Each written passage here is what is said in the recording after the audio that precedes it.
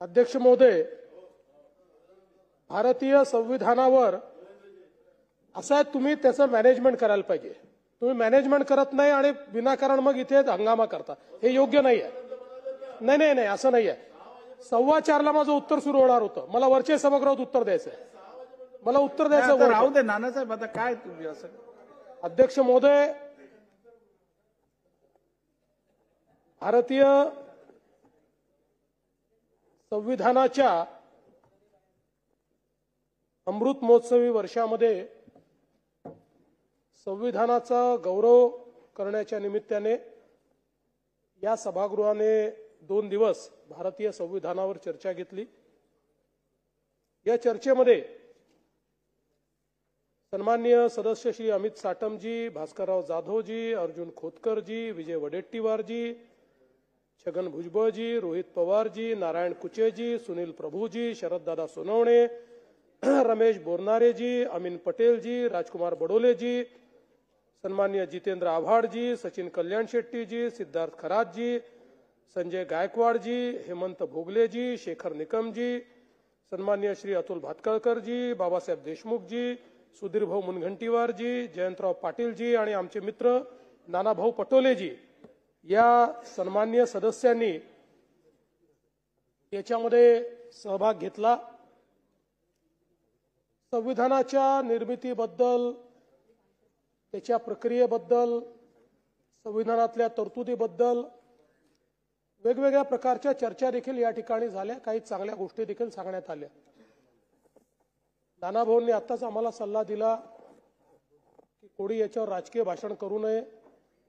नानाभाऊंनी अर्ध भाषण राजकीयच केलं, पण आम्हाला सल्ला दिला की राजकीय भाषण करू नका. पण आम्ही कमीत कमी राजकीय भाषण याच्यावर करणार आहोत. फक्त काही उत्तरं थोडी द्यावी लागतील तेवढीच देणार, बाकी संविधानावरच मला बोलायचं आहे. खरं तर भारताचं संविधान मी असं म्हणेन की जगातलं सर्वात चांगलं संविधान आहे.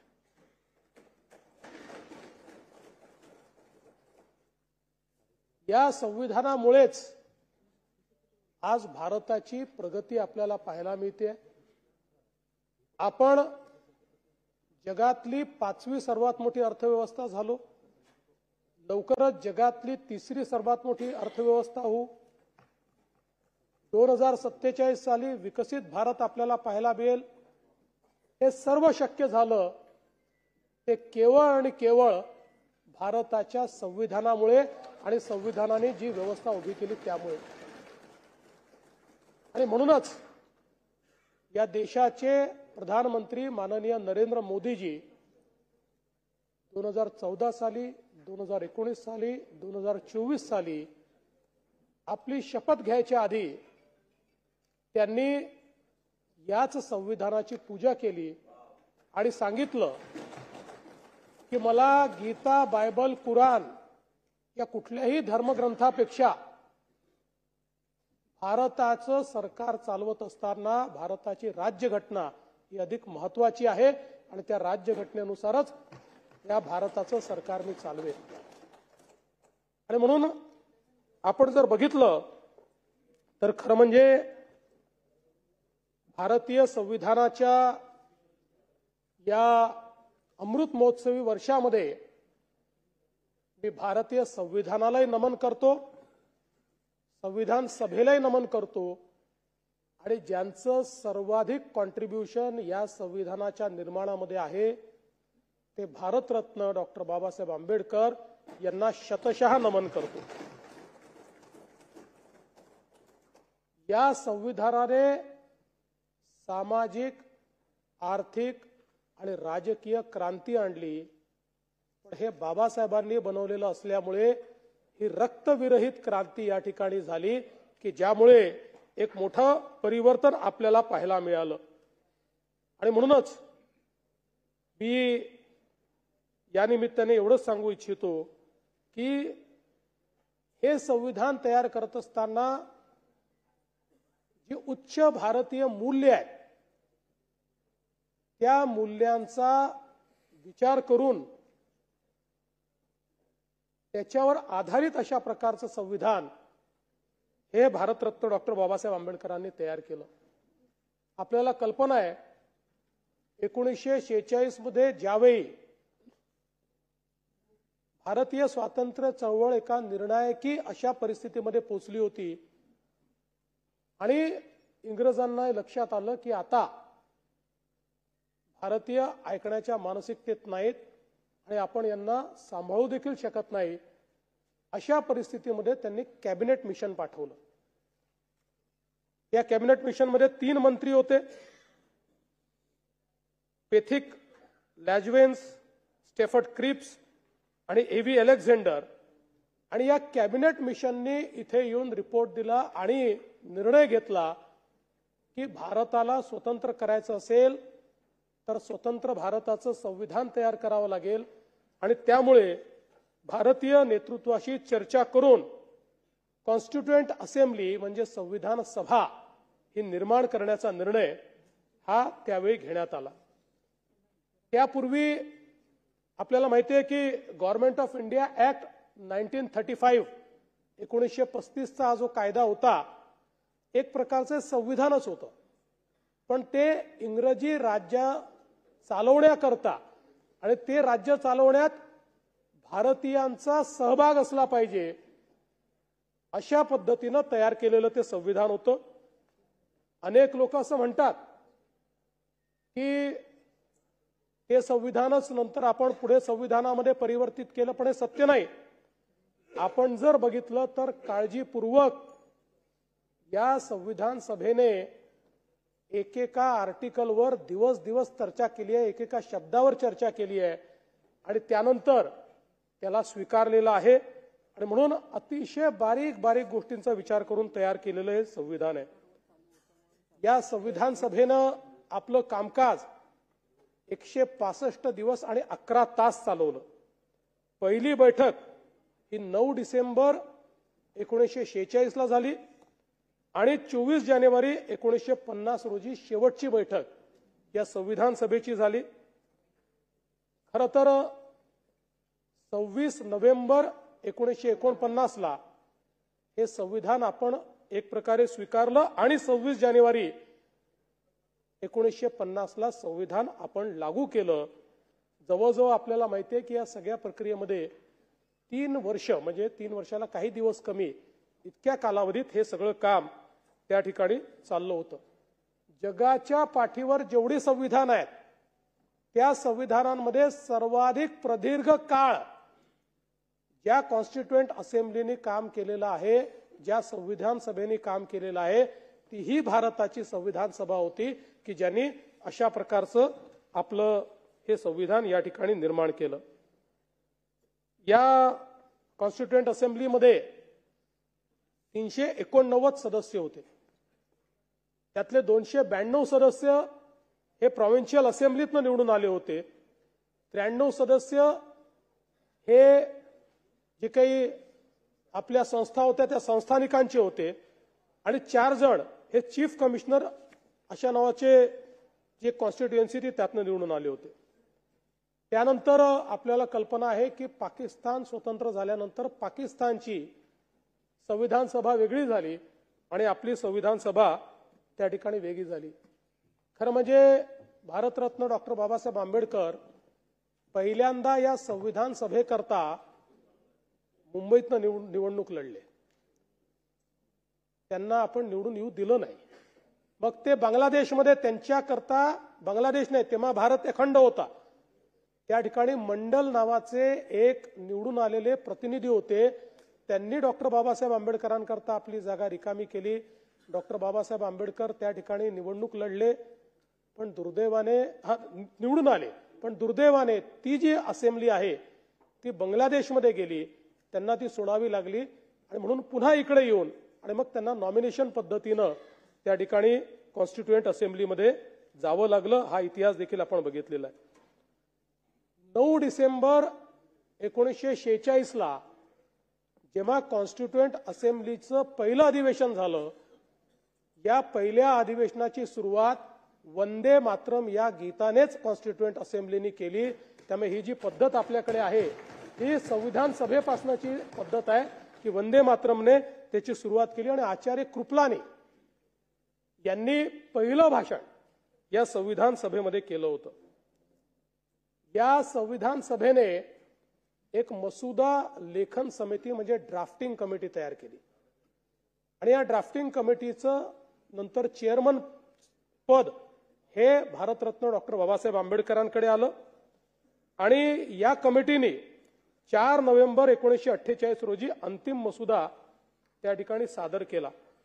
खरं म्हणजे आपल्याला कल्पना आहे की या कमिटीमध्ये 7 जण होते. त्यातल्या कोणी राजीनामा दिला, कोणी वारलं, कोणी आजारी पडलं, कोणी बाहेर गेलं.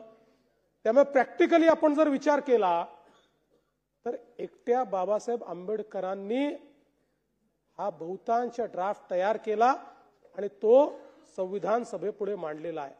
आणि म्हणूनच आपण ज्यावेळेस डॉक्टर बाबासाहेब आंबेडकरांना भारतीय संविधानाचे शिल्पकार म्हणतो, संविधान सभा तर 300 लोकांची होती, पण त्या संविधान सभेतलं सर्वात महत्वाचं काम ड्राफ्टिंगचं, ड्राफ्टिंग कमिटीचे चेअरमन म्हणून जे कार्य भारतरत्न डॉक्टर बाबासाहेब आंबेडकरांनी केलं आहे तितकं अद्वितीय आहे की त्यामुळेच ते भारतीय संविधानाचे शिल्पकार आहेत.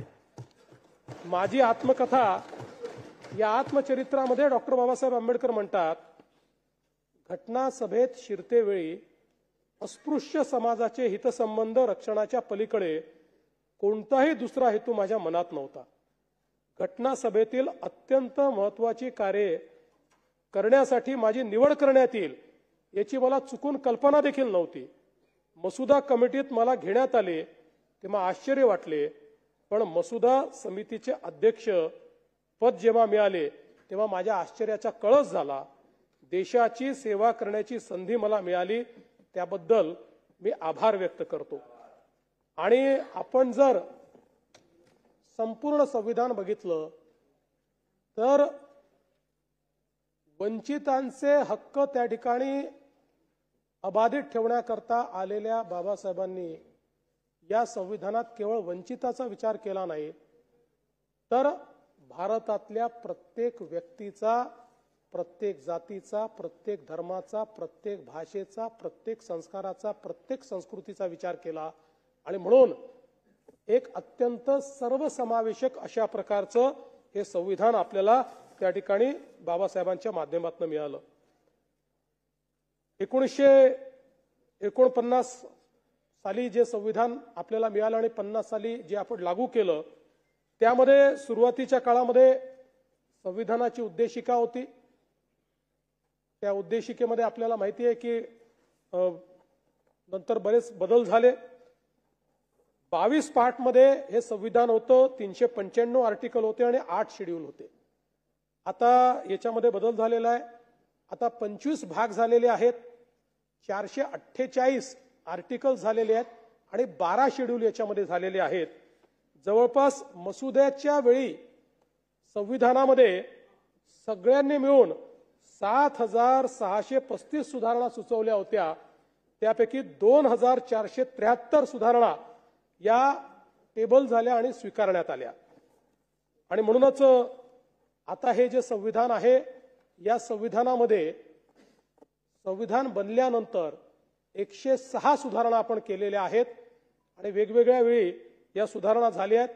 याच्यामध्ये अलीकडच्या काळच्या ज्या महत्वाच्या सुधारणा आहेत त्यामध्ये 101वी सुधारणा ही जीएसटीची आहे, 102वी सुधारणा ओबीसी आयोगाला संवैधानिक दर्जा देण्याची आहे, 103वी सुधारणा आर्थिक मागास आरक्षणाची आहे, 104वी सुधारणा SC ST करता संसद आणि विधानसभेतील जागांना मुदतवाढ देण्याची आहे, 105वी सुधारणा ही ओबीसी तयार करण्याचे अधिकार राज्यांना देण्याची आहे, 106वी सुधारणा महिलांना 33% संसदेत आणि विधानसभेत आरक्षण देण्याची आहे.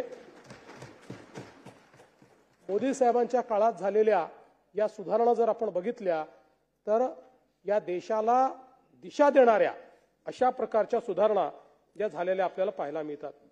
भारतीय संविधानाचं जे हस्तलिखित तयार करण्यात आलं त्याच्यामध्ये जवळपास 90,000 शब्द आहेत. प्रेम बिहारी नारायण रायजादा यांनी कॅलिग्राफीने ते लिहिलेलं आहे.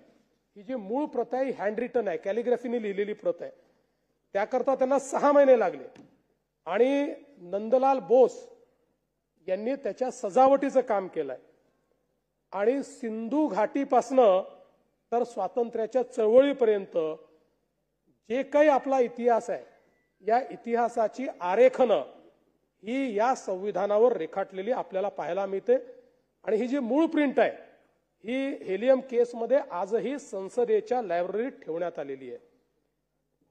खरं तर हे संविधान आपण स्वीकारलं ते गुलामगिरीची मानसिकता तोडून भारतीयत्व स्वीकारण्याकरता हे संविधान आपण स्वीकारलं. ब्रिटिशांचा क्राऊन निघाला आणि त्याची जागा अशोक चक्राने घेतली. हा महत्वाचा बदल या संविधानाने या ठिकाणी केला आणि भारतीय समाज हा वेगवेगळ्या संस्कृतींनी ओळखला जातो. विविधतेतील एकता हे भारतीय समाजाचं वैशिष्ट्य आहे. ते वैशिष्ट्य अधोरेखित करणारं हे संविधान आज आपल्याला या ठिकाणी पाहायला मिळतं आणि म्हणूनच या निमित्ताने 1916 साली कोलंबिया विद्यापीठात एका अँथ्रोपोलॉजी सेमिनारमध्ये बोलत असताना भारतरत्न डॉक्टर बाबासाहेब आंबेडकर म्हणाले, it is a unity of culture that is the basis of homogeneity. Taking this for granted, I venture to say that there is no country that can rival the Indian peninsula with respect to the unity of its culture. It is not only a geographical unity, but it has over and above all a deeper and a much more fundamental unity. The indubitable cultural unity that covers the land from end to end. आणि मला असं वाटतं की ही जी भारताची एक क्षमता होती, ही जी एक सांस्कृतिक एकता होती, तीच सांस्कृतिक एकता भारतरत्न डॉक्टर बाबासाहेब आंबेडकरांनी विचारात घेऊन त्याला राजकीय एकतेमध्ये कसं परिवर्तित करता येईल हा प्रयत्न या संविधानाच्या माध्यमातून केलाय. आणि म्हणूनच मला असं वाटतं की या संविधानाची जी काही रचना भारतरत्न डॉक्टर बाबासाहेब आंबेडकरांनी केली आहे त्याच्यामध्ये आपलं जे समृद्ध राष्ट्रीय जीवन आहे त्या समृद्ध राष्ट्रीय जीवनाचं रिफ्लेक्शन त्यांनी करत असताना ज्या या समृद्ध राष्ट्रीय जीवनाला रूढी आणि परंपरा छेद घालत होत्या त्यांना संपवण्याचं काम देखील याच संविधानाच्या माध्यमातून त्यांनी केलं.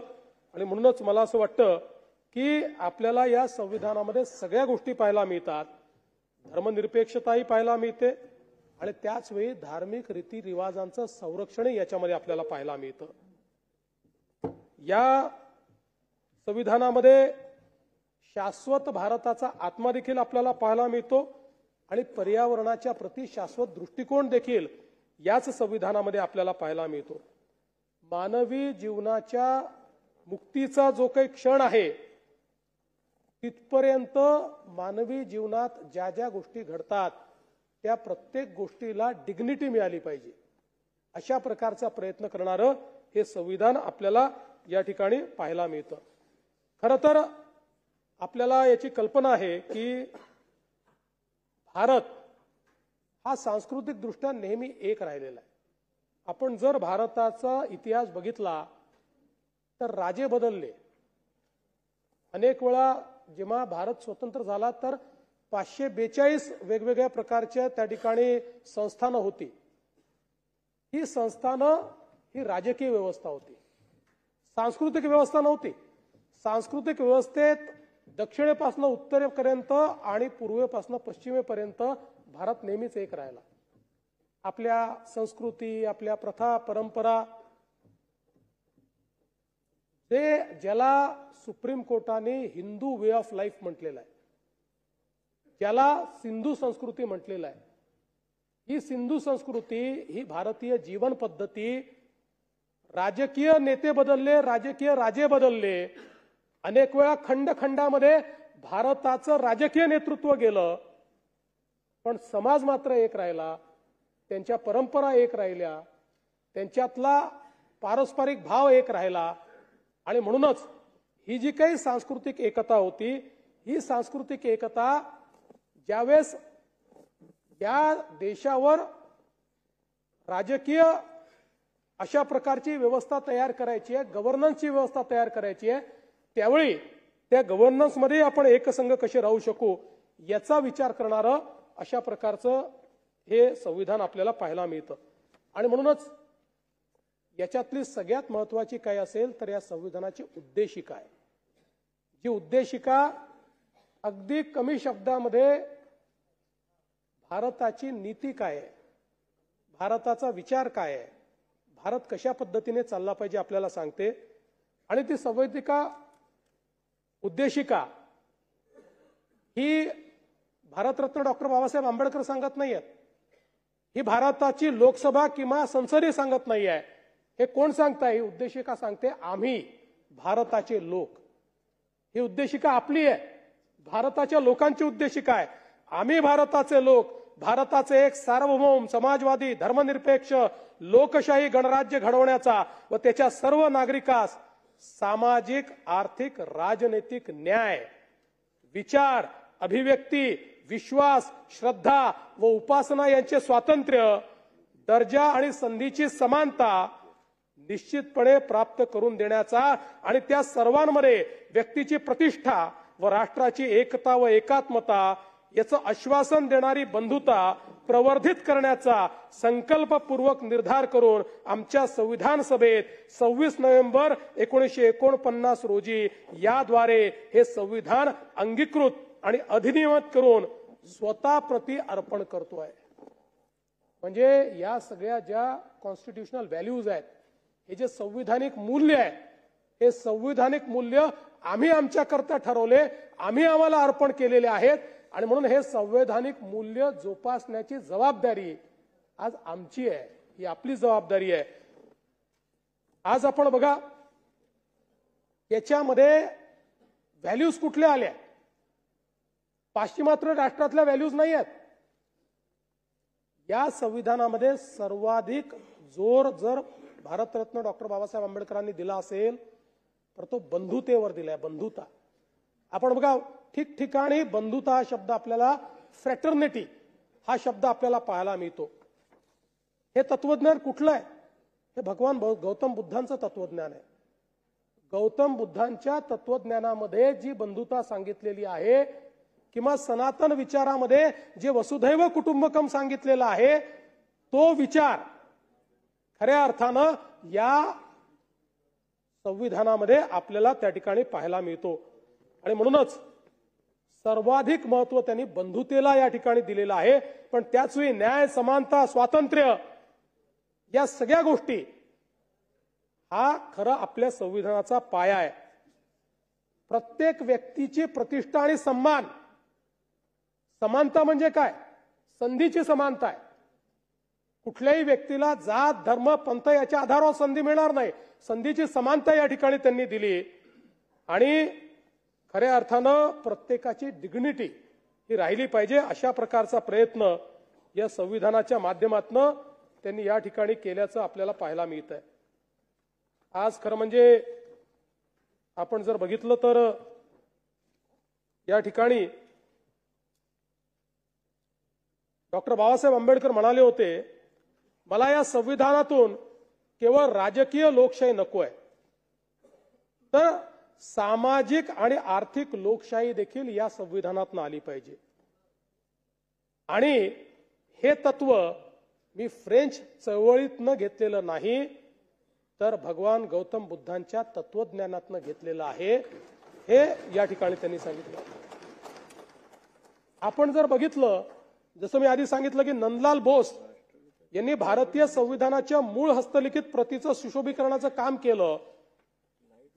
त्याच्यामध्ये सुशोभीकरण कसं करण्यात आलेलं आहे?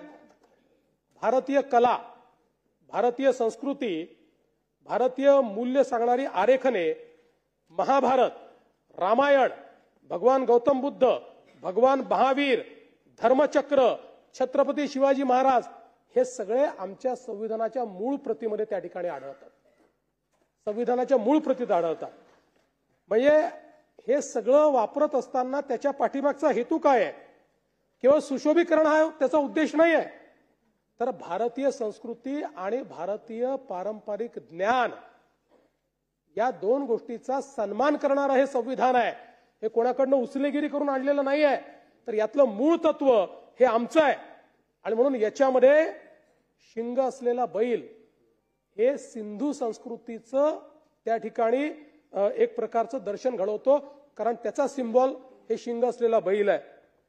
मोंजोदाडोची आपली जी प्राचीन परंपरा आहे ती याच्यामध्ये पाहायला मिळते. गुरुकुलची चित्र ही एक संपन्न शैक्षणिक परंपरा या संविधानात दाखवते.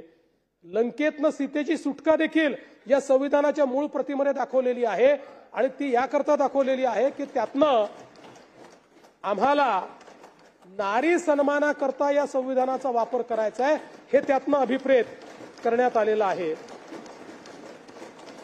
आणि जिथे डायरेक्टिव्ह प्रिन्सिपल्स ऑफ स्टेट पॉलिसीचा चॅप्टर आहे तिथे गीतोपदेश, गीतेचा उपदेश देखील याच संविधानात दाखवण्यात आलेला आहे. आणि म्हणून या तत्वांवर उभं राहिलेलं हे संविधान आहे. या संविधानानं आपल्याला दिलेली सगळ्यात मोठी जर कुठली ठेव असेल तर ती लोकशाही आहे. आणि ही लोकशाही जेव्हा आपण रामराज्याची चर्चा करतो, महात्मा गांधी नेहमी म्हणायचे की आपल्याला रामराज्य आणायचं आहे. रामराज्य आणायचा अर्थ काय आहे? रामराज्य आणायचा अर्थ असा आहे, समाजातला शेवटचा जो व्यक्ती आहे त्या शेवटच्या व्यक्तीचंही राजा जेव्हा ऐकतो, राजा जेव्हा भेदभाव करत नाही, त्याला रामराज्य म्हणतात. समाजातल्या प्रत्येक व्यक्तीला समानतेने जगवतो, त्याला रामराज्य म्हणतात.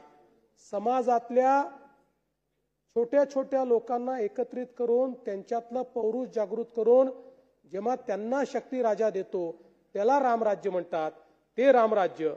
आणि खरं म्हणजे अनेक लोक लोकशाही सांगतात, इकडनं आली तिकडनं आली, पण ही लोकशाही या भारतातलीच, या भारतामध्ये कुठल्याही देशापेक्षा आधी लोकशाही होती. आपल्याला माहितीये की महात्मा बसवण्णा यांनी जो अनुभव मंटपम या ठिकाणी सुरू केला होता ते लोकशाहीचं प्रतीक होतं. आमच्या अगदी पाटलीपुत्रामध्ये देखील त्या काळामध्ये आपल्याला लोकशाहीची गणराज्य त्या ठिकाणी दिसतात. त्यामुळे ही लोकशाही भारतरत्न डॉक्टर बाबासाहेब आंबेडकरांनी या ठिकाणी आणली. आणि त्याच्यावर ते काय म्हणतात, it is not that the India did not know what democracy is.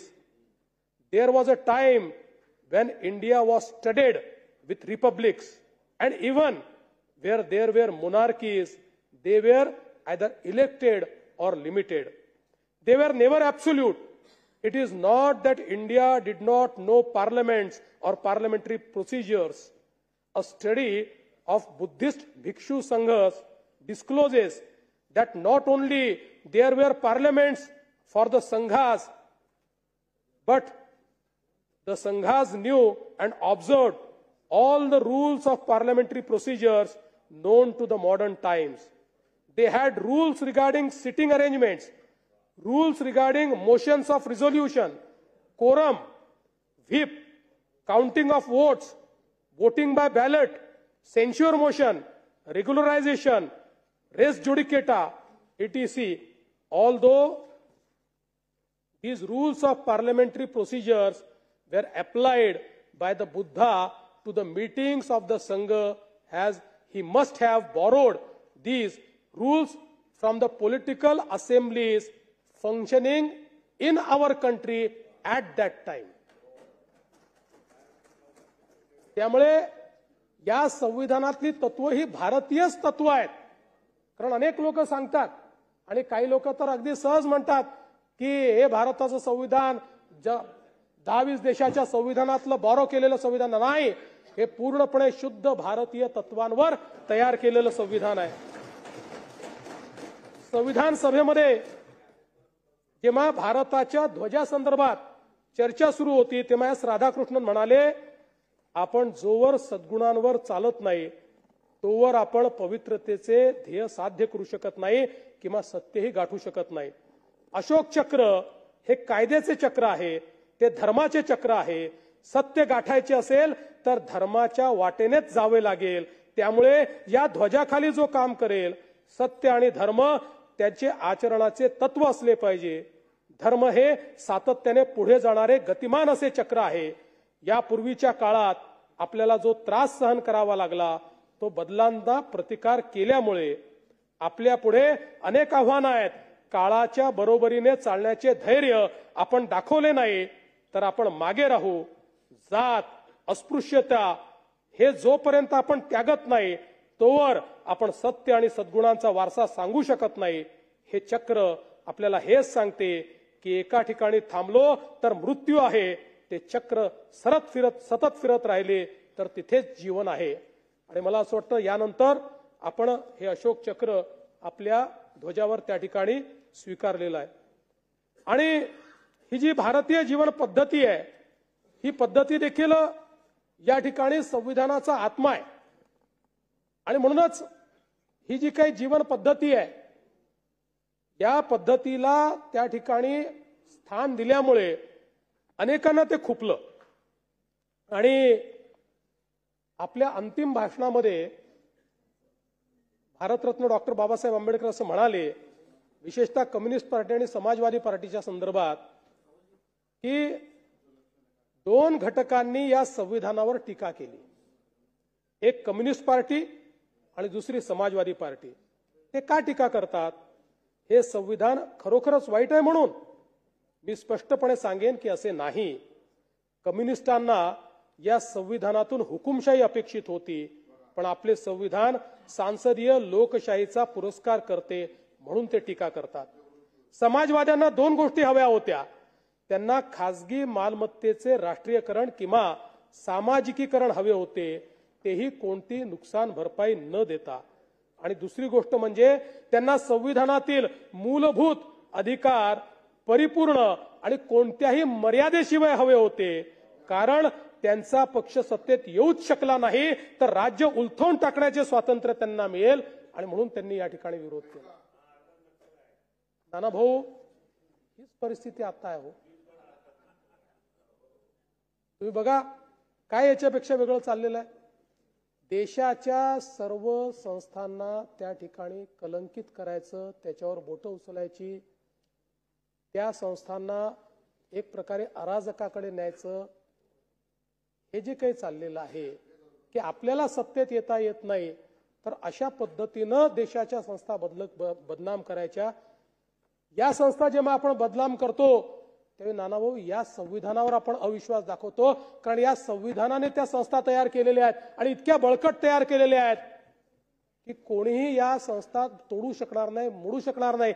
मी पुढे सांगणार आहे कशा प्रकारे मोडण्या तोडण्याचा प्रयत्न केला तरीही या संविधानानं त्या संस्थांना कोणाला हात लावू दिला नाही. त्यामुळे कोणीही जन्माला आलं तरीही या संविधानाने तयार केलेल्या संस्था त्याचं काही वाकडं होऊ शकत नाही, हे आपण लक्षात घेतलं पाहिजे. खरं म्हणजे या संविधानामध्ये महत्वाच्या गोष्टी काय आहेत तर त्याच्यामध्ये या संविधानाने आणि जे भारतरत्न डॉक्टर बाबासाहेब आंबेडकरांना सर्वाधिक प्रिय या संविधानातलं जर काही असेल तर मूलभूत हक्क. हे जे मूलभूत हक्क आपल्याला देण्यात आलेले आहेत, वारंवार आपल्या भाषणामध्ये ते उल्लेख करतात या मूलभूत हक्कांचा. आणि म्हणून हे जे मूलभूत हक्क आहे, मी सगळ्या हक्कांमध्ये जाणार नाही, पण आर्टिकल 14 कायद्यासमोर समानता, आर्टिकल 15 धर्म, जात, लिंग किंवा जन्मस्थान यावरून भेदभाव करता येणार नाही, आर्टिकल 16 सार्वजनिक सेवा योजनांच्या बाबतीत समान संधी, आर्टिकल 19 अभिव्यक्तीचे स्वातंत्र्य. आता आपण जर बघितलं तर भारतरत्न डॉक्टर बाबासाहेब आंबेडकरांनी 15 मध्ये आर्टिकल 15 मध्ये धर्म, जात, लिंग किंवा जन्मस्थान यावरून भेदभाव करता येणार नाही असं सांगितलं. पण त्याच्या सब आर्टिकल मध्ये 15.4 आणि 15.5 मध्ये त्यांनी काय सांगितलं? त्यांनी सांगितलं की एखादा समाज जर मागे राहिला असेल तर त्या समाजाकरता त्याला पुढे आणण्याकरता शैक्षणिक आरक्षण देण्याची तरतूद ही भारतरत्न डॉक्टर बाबासाहेब आंबेडकरांनी याच्यामध्ये ठेवली. याचं कारण काय आहे? संधीची समानता आपण ज्यावेळेस म्हणतो, या आपल्या संविधानाने आपल्याला संधीची समानता दिली. संधीची समानता आपण म्हणतो, याचा अर्थ काय आहे? याचा अर्थ ज्यांच्यावर वर्षानुवर्ष अन्याय झाला आहे, ज्यांना कुठल्याही प्रकारचे त्या ठिकाणी लाभ मिळालेले नाहीत, त्यांना वर्षानुवर्ष जे सोन्याचा चमचा घेऊन जन्माला आले आहेत, त्यांच्या समोर पहिल्याच दिवशी कॉम्पिटिशन करायला लावली तरी अनफेअर कॉम्पिटिशन असेल. संधीची समानतेचा अर्थ असतो लेवल प्लेइंग फील्ड. सगळ्यांना समान दर्जाला आणून मग त्यांच्यात कॉम्पिटिशन करणं. आणि म्हणून डॉक्टर बाबासाहेब आंबेडकरांनी सांगितलं अफर्मेटिव्ह ऍक्शन. त्याचा अर्थ असा आहे की जोपर्यंत विषमता आहे तोपर्यंत अशा प्रकारे स्पेशल प्रोव्हिजन आपल्याला द्यावी लागेल. आणि हे करताना देखील अतिशय लॉजिकल अशा प्रकारचा विचार त्या ठिकाणी करण्यात आला. सामाजिक, शैक्षणिक, आर्थिक आणि सांस्कृतिक असे 4 मागासले पण ठरवले. आणि मग पहिला नंबर कोणाला? तर ज्यांना सामाजिक दृष्ट्या त्या ठिकाणी जे प्रताडित झाले आहेत किंवा सामाजिक दृष्ट्या जे मागास राहिले, मग आर्थिक दृष्ट्या, शैक्षणिक दृष्ट्या जे मागास राहिले, सांस्कृतिक दृष्ट्या जे मागास राहिले आणि शेवटी आर्थिक दृष्ट्या जे मागास राहिले. आणि मग या 4 मुद्द्यांवर ज्यांना 4ही मुद्दे त्या ठिकाणी लागू पडले ते आमच्या देशातले अनुसूचित जातीचे लोक झाले, अनुसूचित जमातीचे लोक झाले आणि त्यांना पहिलं आरक्षण मिळालं. आणि म्हणून आपण जर बघितलं तर SC STचं आरक्षण, ओबीसीचं आरक्षण आणि ईडब्ल्यूएसचं आरक्षण याची निकष ठरवताना या ज्या 4 टेस्ट आहेत, या 4 टेस्टमध्ये जे क्वालिफाय झाले त्यांनाच ते आरक्षण या ठिकाणी दिलेलं आहे. आणि अशाच प्रकारे जे काही आपलं आर्टिकल 16 आहे त्या आर्टिकल 16च्या 16(4) मध्ये हेच तत्व वापरून भारतरत्न डॉक्टर बाबासाहेब आंबेडकरांनी नोकऱ्यांमधलं आरक्षण दिलं. आणि म्हणूनच हे देत असताना त्यांनी हे जे अपवाद केले हे परमनंट नाही केले. त्यांनी सांगितलं की 50 वर्षाकरता हे आरक्षण आम्ही ठेवतो. त्यावेळेस त्यांना अशी अपेक्षा होती की 50 वर्षामध्ये हा देश आपली विषमता संपवू शकेल. दुर्दैवाने आमच्या समाज व्यवस्थेने ती 50 वर्षात विषमता संपवली नाही. त्यामुळे पहिल्यांदा अटल बिहारी वाजपेयीजींच्या सरकारमध्ये त्याला मुदतवाढ देण्यात आली, नंतर मोदीजींच्या सरकारमध्ये त्याला मुदतवाढ देण्यात आली. आणि जोपर्यंत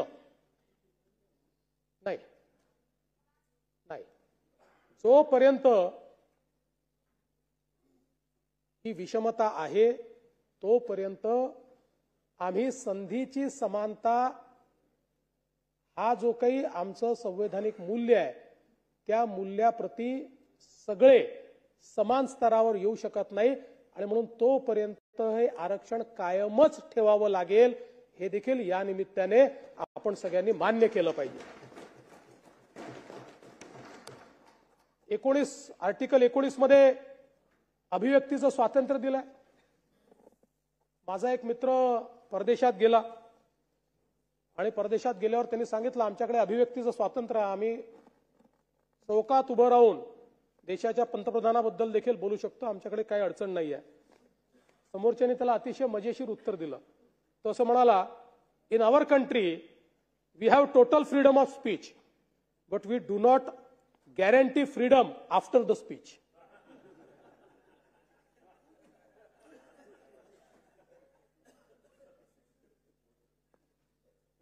याच्या खालोखाल मूलभूत हक्काच्या खालोखाल महत्वाचं जर या संविधानात काही असेल तर directive principles of state policy, राज्य धोरणाची मार्गदर्शक तत्व. आता ही राज्य धोरणाची जी मार्गदर्शक तत्व आहेत, अनेक तत्व आहेत, पण सातत्याने टीका होते किंवा वेगवेगळे अर्थ काढले जातात. म्हणून 2च मार्गदर्शक तत्व मी या ठिकाणी सांगणार आहेत. त्यातलं पहिलं तत्व काय आहे? पहिलं तत्व आहे समान नागरी कायदा, uniform civil code. Bharat Ratna doctor Babasaheb आंबेडकरांनी डायरेक्टिव्ह प्रिन्सिपल ऑफ स्टेट पॉलिसीच्या कलम 44 मध्ये प्रत्येक राज्यावर ही जबाबदारी टाकली आहे की त्या राज्याने युनिफॉर्म सिव्हिल कोड आणला पाहिजे, समान नागरी कायदा आणला पाहिजे. नागरिकांना भारताच्या राज्य क्षेत्रात सर्वत्र एकरूप समान नागरी संहिता लाभावी यासाठी राज्य प्रयत्नशील राहील. हा समान नागरी कायदा आहे. दुसरं कलम काय आहे? कलम 48.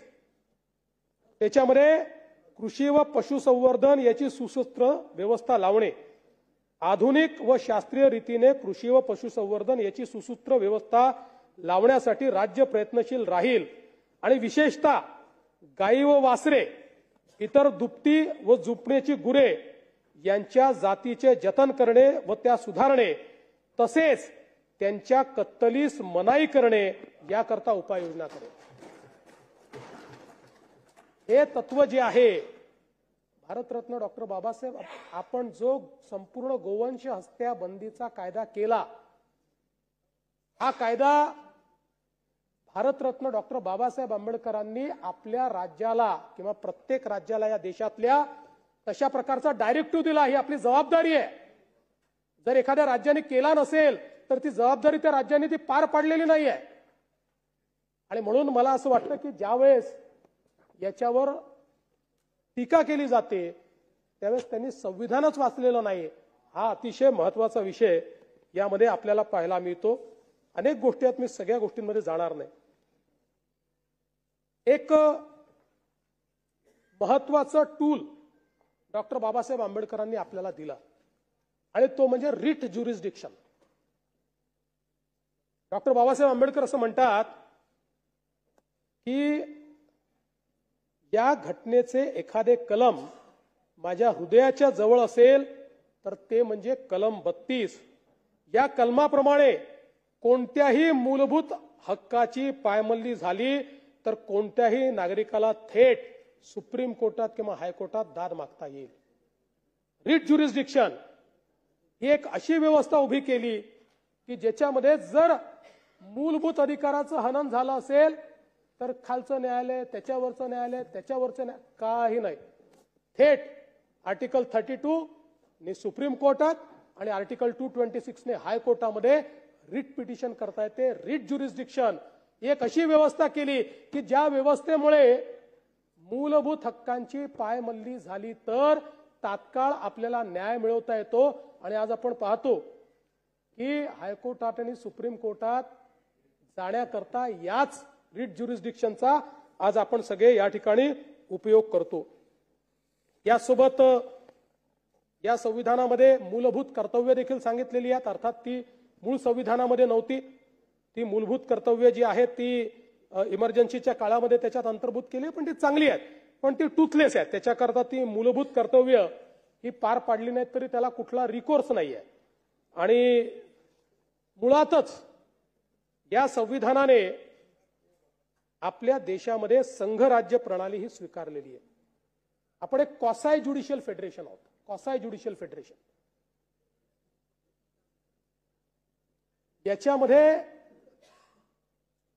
एक सेंट्रल गव्हर्नमेंट आहे, दुसरं स्टेट गव्हर्नमेंट आहे. पण आपल्या फेडरेशनमध्ये डॉक्टर बाबासाहेब आंबेडकरांनी सांगितलं की आमची सांस्कृतिक एकता आहे, त्यामुळे एखाद्या रशियन फेडरेशन सारखं आमची शक्ल नाही होऊ शकत. आमच्या कुठल्या फेडरेशनला त्या ठिकाणी देशातनं बाहेर निघण्याचा अधिकार नाही आहे. राज्याला त्यांचे अधिकार आहेत, केंद्राला त्यांचे अधिकार आहेत, पण ते अधिकार असताना आम्ही सगळे एकसंघ आहोत आणि म्हणून युनिटी अँड इंटिग्रिटी याच्यावर अधिक अशा प्रकारची त्यांनी भर दिलाय. आणि मग ही रचना इतकी सुंदर केली आहे. देशाला राष्ट्रपती आहेत, राष्ट्रपती हे देशाचे प्रमुख ठेवलेले आहेत, पण राष्ट्रपतींना सल्ला देण्याकरता मंत्री परिषद तयार केलेली आहे. म्हणजे प्रधानमंत्री आणि मंत्री परिषद जो सल्ला देईल त्या सल्ल्याप्रमाणे देशाचा कारभार राष्ट्रपती चालवतील.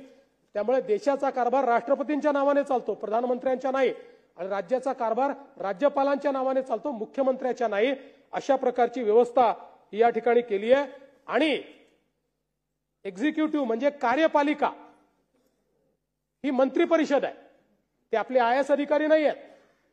मंत्री परिषद जी आहे तिला कार्यपालिकेचा दर्जा आहे. न्यायपालिका, कार्यपालिका आणि अर्थातच संसद अशा प्रकारचे 3 पिलर हे या ठिकाणी तयार केले. आणि चौथा अदृश्य पिलर आहे जो संविधानात नाही आहे, पण आमची माध्यमं हा चौथा अदृश्य पिलर आहे. हे 3 पिलर या ठिकाणी डॉक्टर बाबासाहेब आंबेडकरांनी या माध्यमातून तयार केले. आणि याची रचना इतकी चांगली केलेली आहे की याच्यामध्ये आपण जर बघितलं तर doctrine of separation of power वापरलेला आहे. याचा अर्थ काय आहे तर तिघांचेही पॉवर वेगळे केलेले आहेत. ते पॉवर कार्यपालिकेचे वेगळे आहेत, न्यायपालिकेचे वेगळे आहेत आणि आपल्या विधिपालिकेचे म्हणजे संसदेचे वेगळे आहेत. पण चेक अँड बॅलन्स देखील ठेवलेला आहे. त्यामुळे कोणीही या ठिकाणी अनिर्बद्ध होऊ शकत नाही अशा प्रकारचं अंकुश तयार केलेला आहे. राज्य कारभार चालवण्याची जबाबदारी मंत्रिमंडळाची आहे, पण त्याच्यावर अंकुश ठेवण्याकरता संसद तयार करण्यात आलेली आहे. त्यामुळे मंत्रिमंडळ निरंकुश काम नाही करू शकत. त्यांना संसदेसमोर जाऊन मान्यता घेऊनच कारभार करावा लागतो, मान्यता घेऊनच कायदे करावे लागतात, मान्यता घेऊनच बजेट करावं लागतं. त्यामुळे कार्यपालिकेवर विधिपालिकेचा त्या ठिकाणी अंकुश केलेला आहे. विधिपालिकेने केलेला कायदा हा जर अयोग्य असेल तर तो कायदा त्या ठिकाणी असंवैधानिक ठरवण्याची शक्ती ही न्यायपालिकेला दिलेली आहे. त्यामुळे एकीकडे सगळ्यांना सेपरेट ठेवलं असलं तरी देखील एक फार चांगली चेक अँड बॅलन्स अशा प्रकारची ही व्यवस्था ठेवली आहे. न्यायपालिका देखील तयार करत असताना आपल्याकडे डॉक्ट्रिन ऑफ स्टेअर डिसायसिस वापरलेला आहे की ज्याच्यामध्ये न्यायपालिकेमध्ये खालच्या न्यायालयाने त्याच्या वरच्या न्यायालयाने दिलेला जो न्याय असेल, जो निवाडा असेल, त्या निवाड्याच्या अनुरूप निवाडा दिला पाहिजे. आणि म्हणूनच आपण सुप्रीम कोर्टाच्या हायकोर्टाच्या केसेस ज्यावेळेस साईट करतो, सुप्रीम कोर्टाने एखादा निवाडा दिला, देशभरातल्या हायकोर्टांना त्या निवाड्यापेक्षा वेगळा निवाडा देता येत नाही. हायकोर्टाने जर निर्णय दिला तर त्याच्या खालचे जे कोर्ट्स आहेत त्यांना हायकोर्टाने दिलेल्या निवाड्यापेक्षा वेगळा निवाडा देता येत नाही. आणि म्हणून या माध्यमातून एक सूत्रता या न्याय व्यवस्थेत आणण्याचं काम या संविधानाच्या माध्यमातून अतिशय सुंदर त्या ठिकाणी डॉक्टर बाबासाहेब आंबेडकरांनी केलं. आणि म्हणूनच या संपूर्ण व्यवस्थेमध्ये अतिशय चांगल्या प्रकारे प्रत्येकाचे पॉवर जे आहेत ते डिफाईन केले. आणि यासोबत पंचायती, नगरपालिका, सहकारी संस्था या सगळ्यांना या संविधानाने जागा दिली. नव्हे तर या ठिकाणी त्यांना एक प्रकारे महत्त्व देण्याचं काम या संविधानाच्या माध्यमातून केलेलं आहे. आपल्याकडे आपण कॉपरेटिव्ह फेडरलिझम म्हणतो. मगाशी आमचे नानाभाऊ जीएसटीच्या बद्दल बोलत होते. नानाभाऊ, कॉपरेटिव्ह फेडरलिझम मधलं सगळ्यात महत्त्वाचं उदाहरण काय असेल तर जीएसटी आहे. याचं कारण काय आहे तर एक देश एक कर आपण केला. हा कर करताना कायदा केंद्राने केला तरी 2/3 राज्यांनी तो रेटिफाय केला आणि सगळ्या राज्यांनी एकत्रित येऊन त्याची काउन्सिल तयार केली. आणि या काउन्सिलमध्ये व्यवस्था कशी आहे, राज्यांनाही तेवढीच मतं आहेत आणि केंद्रालाही तेवढीच मतं आहेत. त्यामुळे मुळामध्ये राज्याच्या परवानगीशिवाय जीएसटी काउन्सिलमध्ये केंद्र काही करू शकत नाही. दादा अनेक वेळा गेले असतील जीएसटी काउन्सिलमध्ये, राज्यच जीएसटी काउन्सिल चालवतात. आणि आपण जे त्यात बघायचे सांगत होतात, आपण त्या काळात राजकारण केलं नानाभाऊ. ते जीएसटीचे पैसे नव्हते. केंद्र सरकारने जर तुमचा जीएसटी कमी आला तर आम्ही भरपाई देऊ अशा पद्धतीचे जे पैसे होते ते देशभरामध्ये त्या काळात कोविडमध्ये केंद्राचेही पैसे कमी होते म्हणून उशिरा येत होते. पण त्याही काळात आपण बघितलं तर सर्वाधिक पैसा महाराष्ट्राच केंद्र सरकारने दिला होता. पण काही हरकत नाही, त्या संदर्भात आता आपल्याला राजकारण बोलायचं नाही, त्याच्यामुळे त्याच्यात मी जास्त जाणार नाही. पण हे कॉपरेटिव्ह फेडरलिझम हे खरं तर आपल्याला या ठिकाणी पाहायला मिळतं. आज आपण बघितलं तर अनेक म्हणजे तुम्ही विचार करा की किती दूरदृष्टी होती भारतरत्न डॉक्टर बाबासाहेब आंबेडकरांकडे. त्यांनी हे लक्षात आलं की उद्याच्या काळामध्ये केंद्रात वेगळं सरकार असणार आहे, राज्यात वेगळं सरकार असणार आहे, मग देशाच्या करांचं डिस्ट्रीब्युशन कसं होईल? या संदर्भात कुठल्याही फेडरल स्ट्रक्चरमध्ये करांचं डिस्ट्रीब्युशन जर चुकीच्या पद्धतीनं झालं तर ते फेडरेशन डिसइंटिग्रेट होतं. हे लक्षात घेऊन त्यांनी संविधानामध्ये फायनान्स कमिशनची व्यवस्था उभी केली आणि सांगितलं देशाचं फायनान्स कमिशन दरवेळेस तयार होईल. ते फायनान्स कमिशन राष्ट्रपती तयार करतील. ते फायनान्स कमिशन देशामध्ये येणारा जेवढा महसूल आहे त्या महसुलाचं वितरण कसं करायचं याचा फॉर्म्युला तयार करेल. त्या फॉर्म्युल्यानुसार या ठिकाणी महसुलाचं वितरण करण्यात येईल. आणि म्हणून कुठलंही केंद्र सरकार त्या ठिकाणी हे भाजपचं राज्य आहे, हे काँग्रेसचं राज्य आहे, हे द्रमुकचं राज्य आहे, अशा प्रकारचा भेदभाव करू शकत नाही. ही व्यवस्था डॉक्टर बाबासाहेब आंबेडकरांनी त्याच ठिकाणी केली. आणि एवढंच नाही तर या संविधानामध्ये फायनान्शियल मॅनेजमेंटच्या संदर्भात इतक्या चांगल्या तरतुदी केलेल्या आहेत. आज आपण FRBM ऍक्ट म्हणतो. हा FRBM ऍक्ट जो आपण तयार केलेला आहे या संविधानाची देण आहे. या संविधानाने आपल्यावर ही जबाबदारी टाकली. खरं म्हणजे 50 वर्षापूर्वी आपण FRBM ऍक्ट करायला पाहिजे होता, जो काही वर्षापूर्वी आपण केला.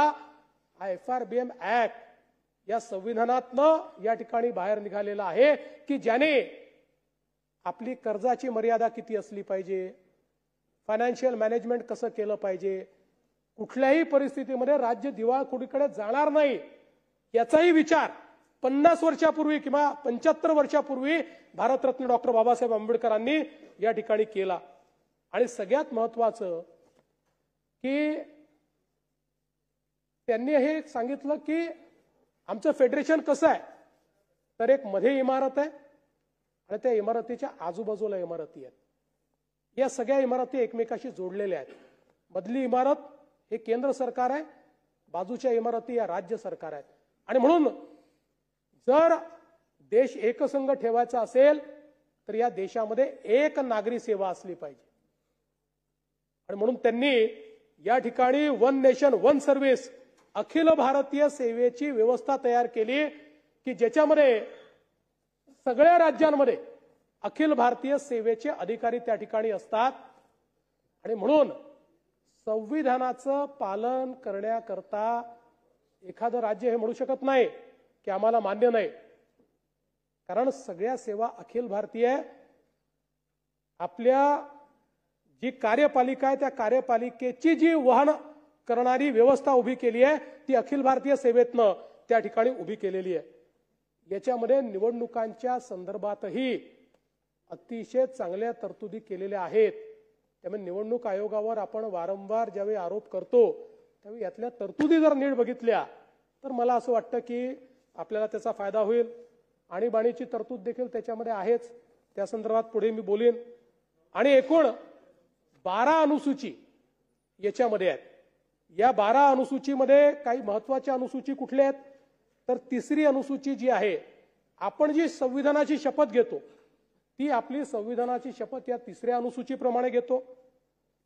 7वी जी अनुसूची आहे या 7व्या अनुसूचीने पॉवर ठरवून दिली आहे. केंद्राचे कुठले अधिकार आहेत, राज्याचे कुठले अधिकार आहेत आणि समवर्ती सूची म्हणजे ज्याच्यामध्ये राज्यालाही अधिकार आणि केंद्रालाही अधिकार आहेत. जिथे केंद्राचे अधिकार क्षेत्र आहे तिथले कायदे हे केवळ केंद्र सरकार बनवू शकतं. जे अधिकार राज्याचे आहेत तिथे केवळ राज्य सरकार कायदा बनवू शकतं. हा 2/3 राज्यांनी मिळून केंद्राला विनंती केली की आमच्याकरता कायदा करा तरच केंद्र कायदा करू शकतं, नाहीतर केंद्र तिथे काही करू शकत नाही. आणि समवर्ती सूची जी आहे या संदर्भातले कायदे केंद्र सरकारही करू शकतं, राज्य सरकारही करू शकतं. पण ज्यावेळेस केंद्र सरकार कायदा करेल त्यावेळी मग राज्य सरकारच्या कायद्यापेक्षा केंद्राचा कायदा हा वरचा मानला जाईल, अशा प्रकारची व्यवस्था केली. 8वी अनुसूची ही भाषेच्या संदर्भात आहे. सर्व आपल्या ज्या भाषा आहेत आणि आपल्या देशामध्ये हिंदी जरी संपर्क भाषा असली तरीही संविधानाने सगळ्या प्रादेशिक भाषांना तेवढाच राष्ट्रीय भाषांचा दर्जा दिलेला आहे. आणि म्हणून सगळ्या भाषा महत्वाच्या आहेत. आणि त्या संदर्भातलं देखील डॉक्टर बाबासाहेब आंबेडकरांचं भाषण अतिशय सुंदर आहे, जे आपण निश्चितपणे या ठिकाणी वाचलं पाहिजे. 9वी जी अनुसूची आहे या 9व्या अनुसूचीमध्ये त्यावेळी जे कायदे 9व्या अनुसूचीमध्ये जातील त्या कायद्यांचं ज्युडिशियल रिव्ह्यू होणार नाही अशा प्रकारची 9वी अनुसूची आहे. पण त्यानंतर कोर्टाने अर्थात हे सांगितलं की जिथे फंडामेंटल राईटचा इश्यू असेल तिथे 9व्या अनुसूचीतल्या कायद्यांचा देखील आम्ही रिव्ह्यू हा करू शकू. आता आपल्या संविधानाने काही मूलभूत तत्व आपल्याला दिली आणि त्यातलं सगळ्यात महत्वाचं आहे की कुठलाही भेद याच्यामध्ये नाही आणि म्हणूनच अतिशय प्रगत राष्ट्रांमध्येही महिलांना किंवा तिथल्या जे ब्लॅक्स आहेत किंवा ज्यांना त्या काळी दुर्दैवाने निग्रो म्हटलं अशा लोकांना मतदानाकरता संघर्ष करावा लागला. इंग्लंडमध्ये संघर्ष करावा लागला. पण भारतरत्न डॉक्टर बाबासाहेब आंबेडकरांनी पहिल्या दिवशीपासनं प्रत्येकाला मताचा एक अधिकार दिला आणि आपल्याला सांगितलं की राजा हा राणीच्या पोटातून पैदा होणार नाही, तो मताच्या पेटीतून पैदा होईल आणि प्रत्येकाला एका मताचा अधिकार असेल. हे भारतरत्न डॉक्टर बाबासाहेब आंबेडकरांनी आपल्याला सांगितलं. खरं म्हणजे आपल्याला माहिती आहे अमेरिकेतही अशा प्रकारचा भेदभाव होता. रशियाचं संविधान तयार झालं तेव्हाही विशिष्ट व्यक्तींना मतदानाचा अधिकार होता. पण भारतीय संविधानाने मात्र आपल्याला हा अधिकार पहिल्या दिवशीपासून या ठिकाणी दिला. आणि सगळ्यात महत्वाचं या संविधानाचं काही असेल तर शिकागो विद्यापीठातील एक अभ्यासक आहेत, त्यांनी प्रोफेसर टॉम जिन्सबर्ग यांनी संविधानावर अनेक पुस्तकं लिहिली आहेत. 1789 साली अमेरिकेचं संविधान बनलं. त्यानंतर एकूण बनलेल्या 190 संविधानाचा अभ्यास हा प्रोफेसर टॉम जिन्सबर्ग यांनी केलेला आहे. आणि ते असं म्हणतात, जेव्हा त्यांनी पुस्तक लिहिलं होतं त्यावेळेस त्यांनी म्हटलंय अमेरिकेच्या संविधानाला 200 पेक्षा जास्त वर्ष झाली. त्यांना असं आढळलं की अमेरिका आणि भारत ही दोनच संविधानं अशी आहेत की त्याच्या व्यतिरिक्त सरासरी प्रत्येक संविधानाचं आयुष्य हे फक्त 17 वर्ष राहिलेलं आहे. 17 वर्ष, ओन्ली 17 इयर्स. त्यानंतर ते पूर्ण बदललंय. फक्त अमेरिकेचं आणि भारताचं हे दोनच संविधान अशी आहेत की ज्या इकडे त्यांनी 200 पेक्षा जास्त वर्ष पूर्ण केले आणि आम्ही 75 पेक्षा जास्त वर्ष पूर्ण केले. आणि म्हणून तसं अनेकांनी सांगितलं आपल्या आजूबाजूच्या देशांमध्ये संविधान उरलं नाही, इथे लोकशाही उरली नाही. पण भारताला एक असं संविधान मिळालं की 75 वर्ष झाली तरी ते पुण्य पुरातन, नित्य नूतन, चिर तरुण आणि तेवढंच प्रगल्भ अशा प्रकारचं संविधान ते आपल्याला मिळालेलं आहे. खरं म्हणजे या संविधानावर संकट नाही आली का? या संविधानावर अनेक संकट आली. आज जे संविधान बचावचा नारा देतात ना नाना भाऊ, संविधान कोणी काही करूच शकत नाही. पण संविधान बचावचा नारा देण्याची वेळ कधी आली होती ते तुम्हाला मी सांगणार आहे. मुळामध्ये 1967 मध्ये एक सुप्रीम कोर्टामध्ये Golaknath versus state of Punjab नावाची केस झाली आणि या केसमध्ये सर्वोच्च न्यायालयाने एक निर्णय दिला आणि त्या निर्णयामध्ये त्यांनी सांगितलं की संविधान संशोधन करण्याचे सरकारचे अधिकार अनिर्बद्ध नाहीत, त्याच्यावर निर्बंध आहेत. त्यामुळे संविधान संशोधन अनिर्बद्ध पद्धतीनं सरकारला करता येणार नाही, संसदेला, सरकारला नाही संसदेला करता येणार नाही. तर संसदेवरही अशा प्रकारचे अमेंडमेंट करताना त्या ठिकाणी काही गोष्टी त्यांना करता येणार नाहीत. विशेषतः त्यात उल्लेख करत असताना त्यांनी सांगितलं मूलभूत हक्क या केसमध्ये सरकारच्या अमेंडमेंटमुळे मूलभूत हक्कावर गदा आलेली आहे आणि म्हणून तो कायदा त्या ठिकाणी रद्दबादल करत सरकारवर निर्बंध घातले. हे निर्बंध आल्याबरोबर स्वर्गीय श्रीमती इंदिराजींचं सरकार होतं.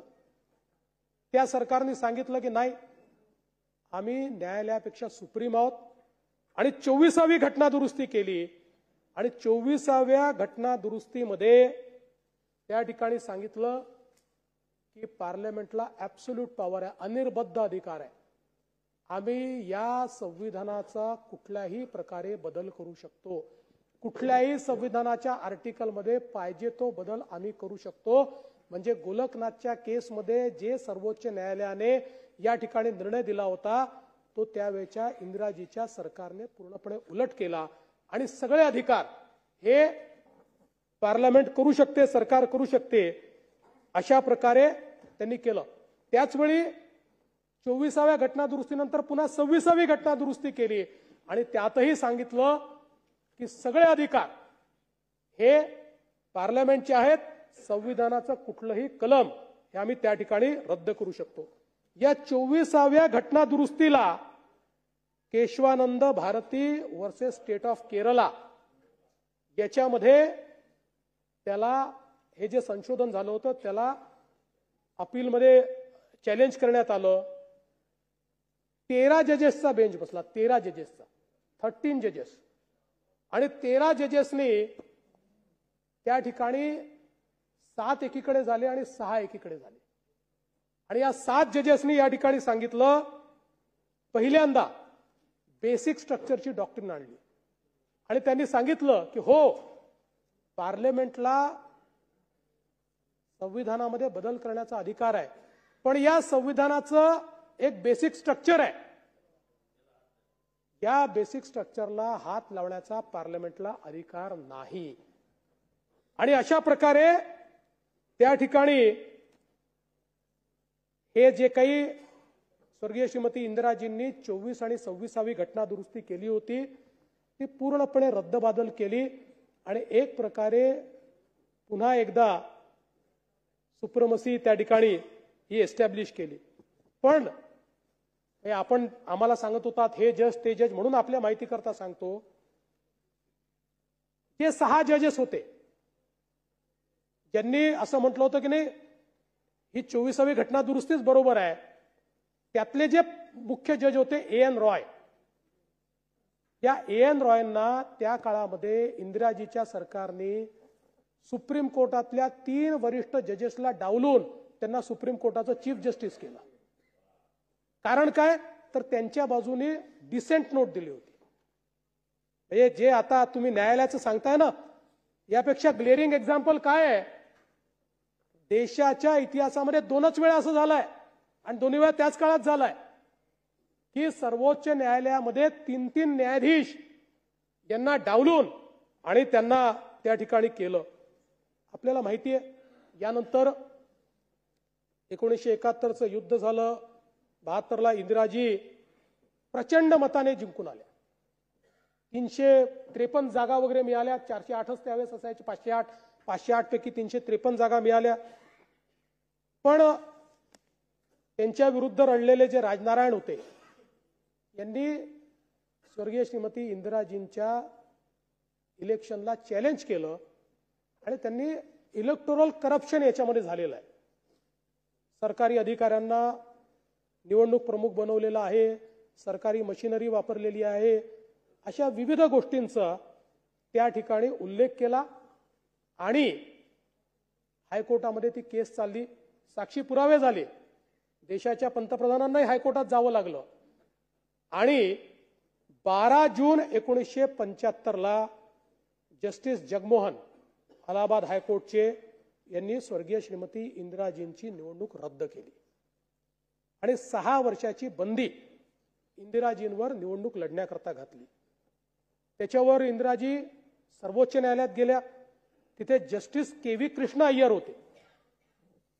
त्यांनी 12च दिवसांनी 14 जूनला निकाल दिला आणि त्याच्यामध्ये सांगितलं की अलाहाबाद हायकोर्टाचा निकाल प्रथम दर्शनी आम्हाला योग्य वाटतो, त्यामुळे आम्ही त्याच्यावर स्टे करणार नाही, पण अंतिम निर्णय होतपर्यंत इंदिराजी सभागृहाच्या सदस्य राहतील, तद्वतच प्रधानमंत्री राहतील, पण सभागृहाच्या वोटिंगमध्ये किंवा कामकाजात त्यांना सहभागी होता येणार नाही. अशा प्रकारचा त्यांनी निकाल दिला. हा निकाल कधी दिला? 24 जून 1975 आणि त्याच्या दुसऱ्याच दिवशी 25 जून 1975ला इमर्जन्सी लागली. या देशामध्ये सुप्रीम कोर्टाने निकाल दिल्यानंतर तो मान्य नाही, या देशामध्ये इमर्जन्सी लागली आणि 1971 मध्ये युद्धाच्या काळामध्ये मिसाचा ऍक्ट तयार केला होता, maintenance of internal security act. नाना भाऊ, तुम्ही नाही, आमचे जयंतराव मगाशी म्हणाले ना की आपण जो एक कायदा तयार केला, जो जॉईंट सिलेक्ट कमिटीकडे आहे, तपासून घ्या तो कायदा. कुठल्याही मूलभूत अधिकाराचं एवढे हनन होत असेल तर मी कायदा परत घेईल. पण हा जो कायदा होता ना मिसा, कुठलाच मूलभूत अधिकार नाही, नो स्क्रुटिनी, नथिंग. मला वाटलं जितेंद्र आव्हाडांना आत्ताच्या आत्ता जेलमध्ये टाकायचं आहे, तर तेव्हा टाकू शकत होतो, आता नाही.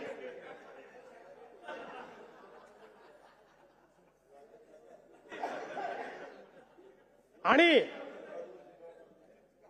ही इमर्जन्सी लागल्यानंतर आपण संविधान बचाव म्हणता.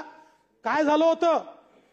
मूलभूत अधिकार कायद्याने डॉक्टर बाबासाहेब आंबेडकर म्हणतात मला सगळ्यात जास्त प्रिय मूलभूत अधिकार आहे, ते मूलभूत अधिकार सस्पेंड केले, अभिव्यक्तीचं स्वातंत्र्य समाप्त केलं, माध्यमांवर सेन्सरशिप, पेपर काढायचा असेल तर कमिटीकडे जाऊन पेपर त्या ठिकाणी दाखवावा लागायचा तर पेपर काढता यायचा, एक पुस्तक लिहायचं असेल तर त्या ठिकाणी सेन्सर बोर्ड तयार झालं होतं. अशा प्रकारची व्यवस्था. आणि राज्य कायद्याने नाही हुकुमाने चालेल अशा प्रकारची व्यवस्था ही त्या ठिकाणी तयार झाली होती. किशोर कुमारांवर त्या ठिकाणी गाण्यावर बंदी टाकली होती. किशोर कुमारांनी फक्त इमर्जन्सी योग्य नाही म्हटलं तर किशोर कुमारांना त्या आकाशवाणीवर बंदी टाकली आणि त्यांचे गाणे वाजवणे बंद केले होते. त्याच्या तर एवढे एक्सेसेस आहेत. म्हणजे खरं तर ही ती जागा नाही सांगण्याची, पण जॉर्ज फर्नांडिस यांच्या परिवाराशी त्या काळामध्ये जे काही झालेलं आहे, आजही मी सांगितलं तर माझ्या डोळ्यात पाणी येतं आणि माझ्या अंगावर काटे त्या ठिकाणी उभे राहतात. ही त्यावेळची अवस्था होती. 1 लाखपेक्षा जास्त विरोधी पक्षाच्या लोकांना जेलमध्ये टाकलं होतं. हे तुम्ही ईडी आणि काय काय सांगता. 1 लाखपेक्षा जास्त. माझे वडील 2 वर्ष जेलमध्ये होते, आमच्या काकू शोभाताई 2 वर्ष जेलमध्ये होत्या. अनेक परिवार इथले असे आहेत की जे जेलमध्ये होते. पुणकर साहेब आमचे जेलमध्ये होते. 2-2 वर्ष त्या ठिकाणी केवळ मिसा लावून टाकला. काय तुमचा अपराध काय सांगायला कोणी तयार नाही, तुम्ही केलं काय कोणी सांगायला तयार नाही. केवळ तुम्ही विरोधी पक्षाचे सदस्य आहे म्हणून या देशामध्ये बाबासाहेबांचं संविधान गोठवून त्या ठिकाणी अख्खा अपोजिशन जेलमध्ये टाकण्याचं काम केलं होतं. त्याचवेळी खरं म्हणजे सुरेश भटांनी म्हटलं, उभा देश झाला आता एक बंदी शाळा, इथे देवकीचा पान्हा दुधाने जळाला, कसे पुण्य दुर्दैवी अरे कसे पाप भाग्यशाली, अरे पुन्हा एकदा आयुष्याच्या पेटवा मशाली.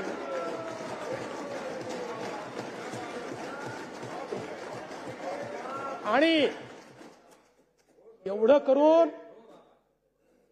करून थांबलो नाही आपण. 42वी घटना दुरुस्ती केली. 42वी घटना दुरुस्ती. या 42व्या घटना दुरुस्तीला काय म्हणतात माहितीये? Mini constitution. या 42व्या घटना दुरुस्तीने भारतरत्न डॉक्टर बाबासाहेब आंबेडकरांच्या संविधानामध्ये 99 बदल केले एका झटक्यात. 99. आणि त्यातला सगळ्यात महत्वाचा बदल काय होता माहितीये? सगळ्यात महत्वाचा बदल हा होता की देशाचे पंतप्रधान आणि लोकसभेचे अध्यक्ष हे न्यायालयाच्या कक्षात येणार नाहीत.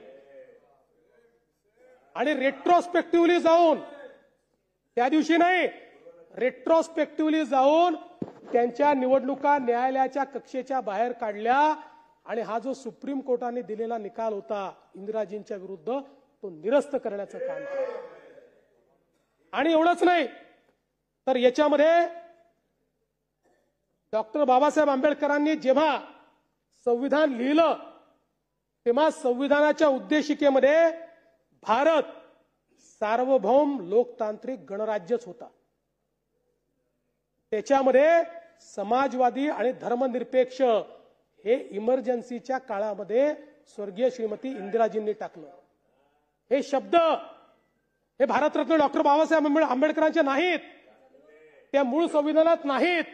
कारण बाबासाहेबांना हे माहिती होतं की या देशाचा मूळ आत्माच धर्मनिरपेक्ष आहे. या देशामध्ये कधीही या देशाच्या लोकांनी, विशेषतः इथे राहणाऱ्या बहुसंख्य समाजाने, हिंदू समाजाने, भारतीय समाजाने जगावर कधीही तलवारीच्या जोरावर विजय मिळवण्याचा प्रयत्न केला नाही. जगाने ज्यांना बहिष्कृत केलं, परिष्कृत केलं, त्या सगळ्यांना या भारताने आपल्याकडे सामावून घेतलं आणि त्यांना या भारताचा हिस्सा केलं आणि म्हणून ते टाकलं नव्हतं. पण त्याच्यामध्ये हा बदल त्या ठिकाणी करण्यात आला. आणि सगळ्यात महत्वाचं, तुम्ही म्हणता केंद्राने पैसे दिले नाहीत, काय केलं माहितीये? या ठिकाणी स्टेट लिस्ट मधले विषय, अनेक महत्वाचे विषय, म्हणजे काही विषय मी सांगतो, शिक्षण, वने, वजनमाप, वन्य प्राणी, पक्षी संवर्धन, न्याय व्यवस्था, हे जे सगळे स्टेट लिस्ट मधले विषय होते हे सगळे सेंट्रल लिस्ट मध्ये घेतले. म्हणजे बाबासाहेब आंबेडकरांनी राज्यांना दिलेले सगळे अधिकार हे कॉन्सन्ट्रेट, हे केंद्रामध्ये करण्याचं काम या 42व्या घटना दुरुस्तीने केलं. आणि त्यासोबत एक अजून महत्वाची दुरुस्ती या ठिकाणी केली की केंद्र सरकार, केंद्राचे पोलीस कुठल्याही राज्यामध्ये त्या राज्याच्या परवानगीशिवाय डिप्लॉय करू शकतील. म्हणजे एक प्रकारे राज्यांवर कब्जा आज नाही करू शकत. जर मी म्हटलं की माझ्या इथे सीबीआय नाही येणार, तर नाही येऊ शकत.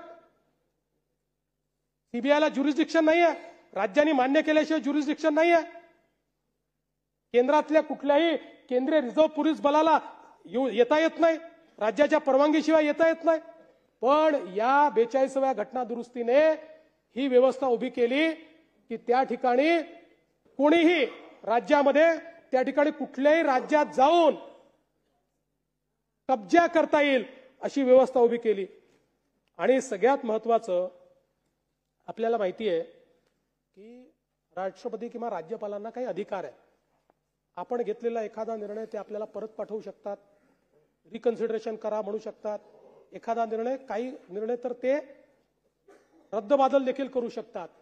पण या 42व्या घटना दुरुस्तीने सांगितलं, राष्ट्रपती कठपुतली, एकदा निर्णय घेतला आणि तो राष्ट्रपतीकडे गेला तर राष्ट्रपतींनी तो सहीच केला पाहिजे, मान्यच केला पाहिजे. No reconsideration, no rejection. म्हणजे याला म्हणतात कॉन्सन्ट्रेशन ऑफ पॉवर. हे जे सेपरेशन ऑफ पॉवर केलं होतं ना डॉक्टर बाबासाहेब आंबेडकरांनी, ते तहस नहस केलं आणि सगळे अधिकार आपल्याकडे घेण्याचं काम या निमित्ताने करण्यात आलं. आणि एवढंच नाही तर बाबासाहेब आंबेडकरांनी जे सांगितलं होतं,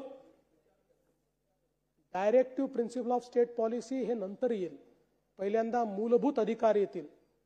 मूलभूत अधिकार, आणि त्याकरता आर्टिकल 32, मी मगाशी त्यांचं भाषण वाचून दाखवलं, या अमेंडमेंटनी सांगितलं मूलभूत अधिकार नंतर, आधी directive principle of state policy येतील.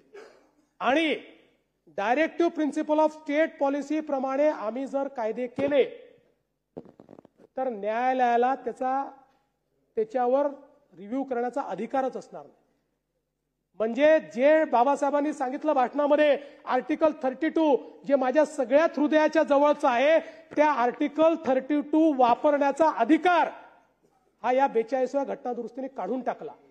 नो रिट ज्युरिस्डिक्शन, हायकोर्टात नाही, सुप्रीम कोर्टात नाही, अशा प्रकारची व्यवस्था. म्हणजे न्यायालय काय सांगता तुम्ही न्यायव्यवस्थेचं? न्यायव्यवस्था अरे न्यायव्यवस्था संपवून टाकली. या देशामधली न्यायव्यवस्था ही केवळ व्यक्तीच्या हातामध्ये केंद्रित करण्याचं काम हे या 42व्या घटना दुरुस्तीने या ठिकाणी केलं. आणि मग 3 नवीन directive principle of state policy तयार केले. आणि ते करण्यामागचं कारण असं होतं की त्या 3 मुळे सगळ्या विषयांमध्ये केंद्र सरकारला कायदा करायचा अधिकार मिळाला.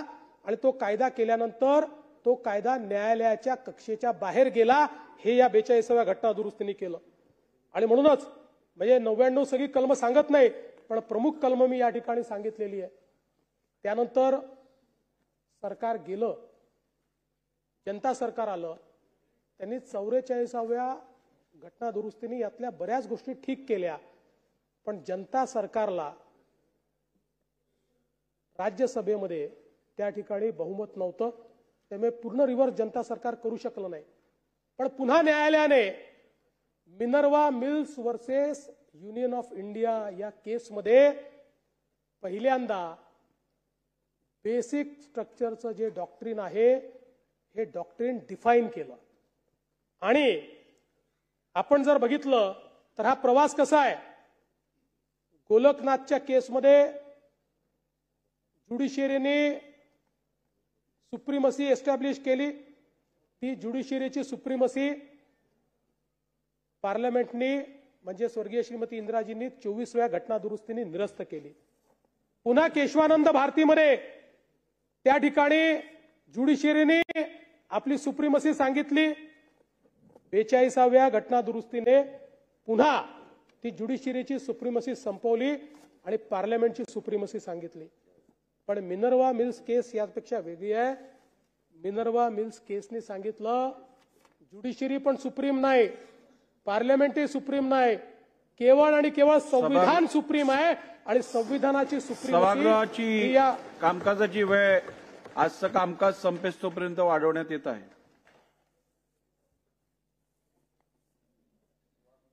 सुप्रीमसी ऑफ संविधान कॉन्स्टिट्यूशन एस्टॅब्लिश केली आणि त्याच्यामध्ये बेसिक स्ट्रक्चरचं डॉक्ट्रिन आलं. आणि मग त्याच्यात बेसिक स्ट्रक्चरचं डॉक्ट्रिन काय आहे तर संविधान सर्वोच्च, संसदही नाही आणि न्यायपालिका पण नाही. भारताची एकता व एकात्मता याच्या विरोधात कुठला कायदा करता येणार नाही, न्याय निर्णय देता येणार नाही.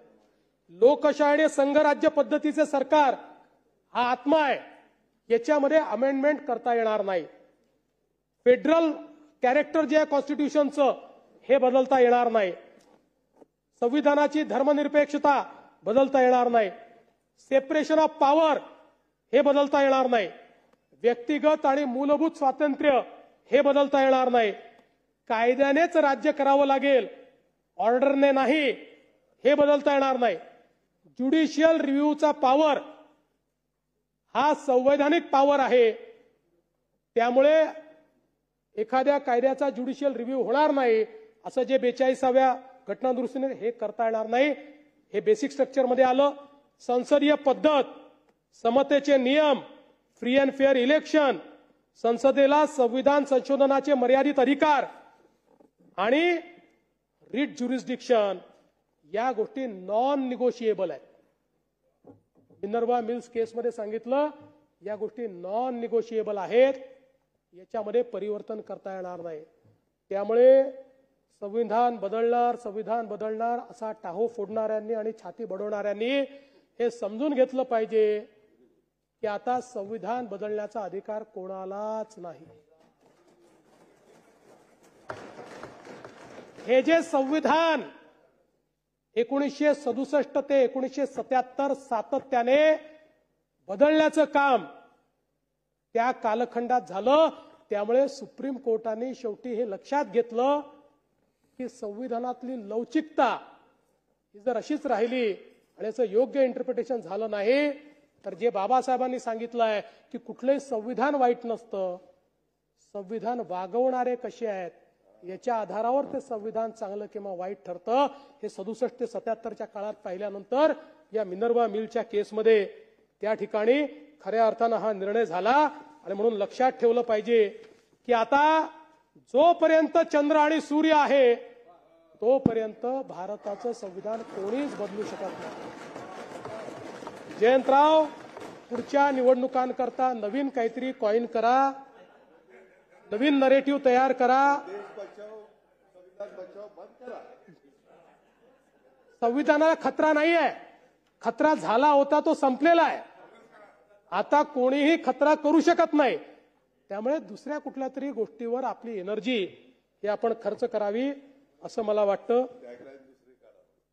दुसरी म्हणजे आपण बघा फरक एवढाच आहे संविधानामध्ये की शहाबानोचा दिलेला निकाल बदलण्याकरता तुम्ही संविधान बदललं आणि 3 तलाक संपवण्याकरता आम्ही त्या ठिकाणी संशोधन केलं. आणि म्हणून सीतेची मुक्तता दाखवली आहे संविधानाने. सीतेची मुक्तता जी दाखवली आहे ना, ती या कारणाने त्या ठिकाणी संविधानाने दाखवलेली आहे. आपल्याला माहिती आहे 370 कलम हे ज्यावेळेस पंडित जवाहरलाल नेहरूंनी आग्रह केला की हे कलम घातलं पाहिजे, डॉक्टर बाबासाहेब आंबेडकरांनी सांगितलं मी ड्राफ्टच करणार नाही, आय नॉट ड्राफ्ट इट.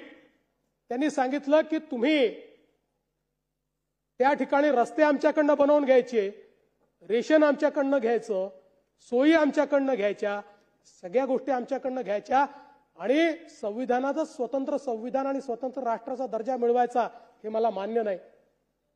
आणि मग खूप त्याच्यावर चर्चा झाल्या आणि शेवटी मग डॉक्टर बाबासाहेब आंबेडकरांनी एकाच गोष्टीवर मान्यता दिली की हे कलम परमनंट असणार नाही, हे टेम्पररी असेल.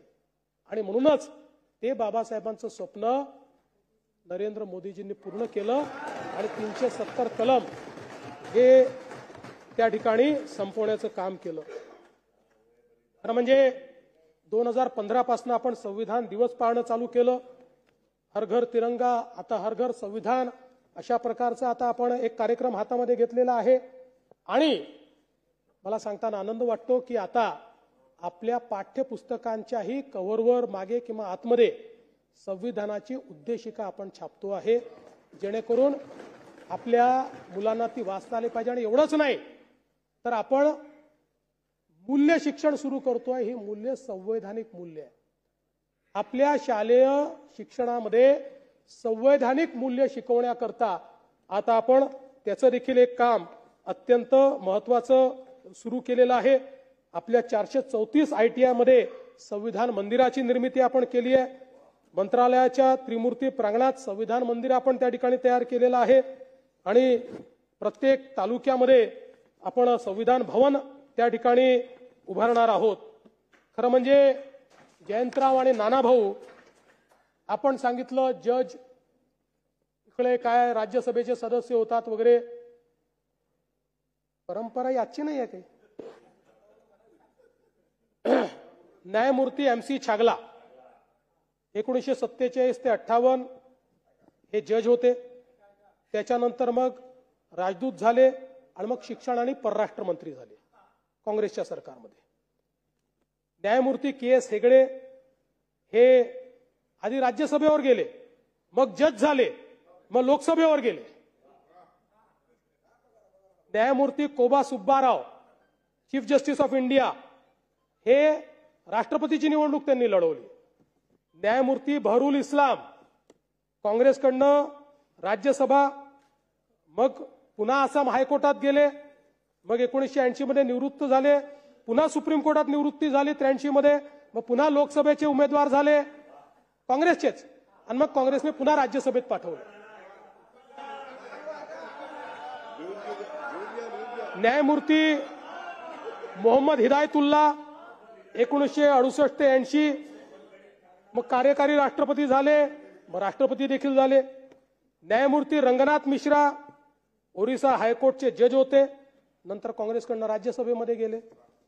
विजय बहुगुणा आधी जज होते, नंतर मुख्यमंत्री झाले. त्याच्यामुळे ही काही परंपरा आता इथेच आपले न्यायमूर्ती अभय ठिपसे काँग्रेसमध्ये प्रवेश केला ना 2018 साली. त्यामुळे ही काही परंपरा नवीन नाही आहे. मला असं वाटतं की एक लक्षात ठेवा, इतिहास विसरता तुम्ही, आणि जे इतिहास विसरतात त्यांना वर्तमान असतं पण त्यांना भविष्य नसतं. जे इतिहास विसरतात त्यांचा भूगोल कधीच शाबूत राहत नाही. आणि म्हणून इतिहास लक्षात ठेवा. या देशाच्या या संविधानावर ही जी संकट आली, त्या संकटांमुळे हे संविधान इतकं परिपक्व झालेलं आहे की या संविधानाशी कोणी छेडछाडी करू शकत नाही आणि या संविधानाला कोणी त्या ठिकाणी मला असं वाटतं की काही अपाय देखील करू शकत नाही. खरं म्हणजे लक्षात ठेवा, हे शतक भारताचं शतक आहे. ज्या प्रकारे भारताची प्रगती चाललेली आहे, आज लोक असं म्हणतात की what is world, America, China आणि इंडिया इज वर्ल्ड. आज जग या 3 देशांच्या भोवती त्या ठिकाणी पूर्णपणे सिमटलेलं आपल्याला पाहायला मिळतं. आणि मला असं वाटतं की या संपूर्ण आपल्या वाटचालीमध्ये आणि भारताच्या या युगामध्ये भारतातल्या प्रत्येक व्यक्तीचं विकासाचं अस्त्र जर काही असेल तर ते भारताचं संविधान आहे. आणि म्हणून एक अतिशय सुंदर न्याय देणारं, प्रत्येकाच्या स्वप्नांना पंख देणारं, जगातलं सर्वोत्तम संविधान दिल्याबद्दल भारतरत्न डॉक्टर बाबासाहेब आंबेडकर यांचे शतशः आभार मानतो, त्यांना शतशः नमन करतो, या संविधानाला शतशः नमन करतो आणि माझं बोलणं संपवतो. धन्यवाद.